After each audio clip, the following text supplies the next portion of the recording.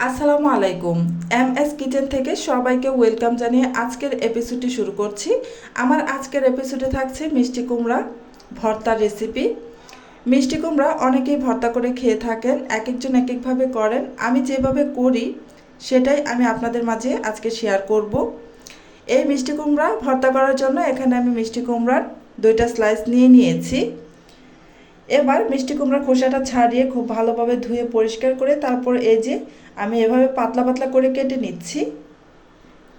আপনারা যে যেমনভাবে কাটতে চান পাতলা পাতলা করে কেটে নেবেন। এবার চুলায় একটা কড়াই বসিয়ে কড়াইটা গরম করে এতে আমি 3 টেবিল চামচ পরিমাণ সরিষার তেল দিয়ে তারপর এতে মিষ্টি কুমড়াগুলো দিয়ে দিচ্ছি। সবগুলো মিষ্টি কুমড়ায় দিয়ে দিব, দিয়ে নেড়ে চেড়ে তেলের সাথে খুব ভালোভাবে মিশিয়ে নিতে হবে। আমি এই মিষ্টি কুমড়াটা পানি দিয়ে সিদ্ধ করব না, এই তেল দিয়েই চুলার আঁচ মিডিয়ামে রেখে ঢাকনা দিয়ে ঢেকে মিষ্টি কুমড়াটা সিদ্ধ করে নিব। এই তো কিছুক্ষণ পর পর আমি ঢাকনা খুলে নেড়ে দিয়েছিলাম, আমার মিষ্টি কুমড়াগুলো সিদ্ধ হয়ে গিয়েছে। পানি ছাড়া এভাবে তেলের মধ্যে মিষ্টি কুমড়া দিয়ে নেড়ে চেড়ে সিদ্ধ করে তারপর ভর্তা বানালে সেই ভর্তার টেস্ট অনেক ভালো আসে। তাছাড়া এই মিষ্টি কুমড়া পানি ছাড়া ভাপে সিদ্ধ করেও ভর্তা বানানো যায়, সেভাবেও খেতে ভালো লাগে। এই তো নামিয়ে নিয়েছি, এবার আমি ভর্তাটা মেখে নেব।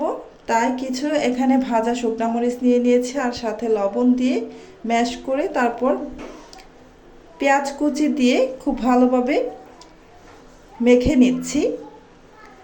পেঁয়াজটাকে মরিচের সাথে এমনভাবে মাখাতে হবে যেন পেঁয়াজ থেকে জুস বের হয়ে যায়। অনেকক্ষণ ধরে আমি পেঁয়াজটাকে খুব ভালোভাবে ম্যাশ করে নিয়েছি। এবার 1 টেবিল চামচ পরিমাণ সরিষার তেল দিয়ে আবারও একটু মেখে নিচ্ছি। এবার মিষ্টি কুমড়াগুলো হাত দিয়ে চটকে ভালোভাবে মেখে নেব।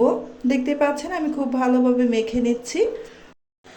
আমার চ্যানেলের পুরনো বন্ধুদের জানাচ্ছি অসংখ্য অসংখ্য ধন্যবাদ। আর যারা আমার চ্যানেলটি আজকেই ভিজিট করেছেন, নতুন দেখছেন, ওনাদের বলবো আমার রেসিপিটি যদি একটুও ভালো লাগে প্লিজ আমার চ্যানেলটি সাবস্ক্রাইব করে পাশে থাকা বেল আইকনটি প্রেস করে রাখবেন।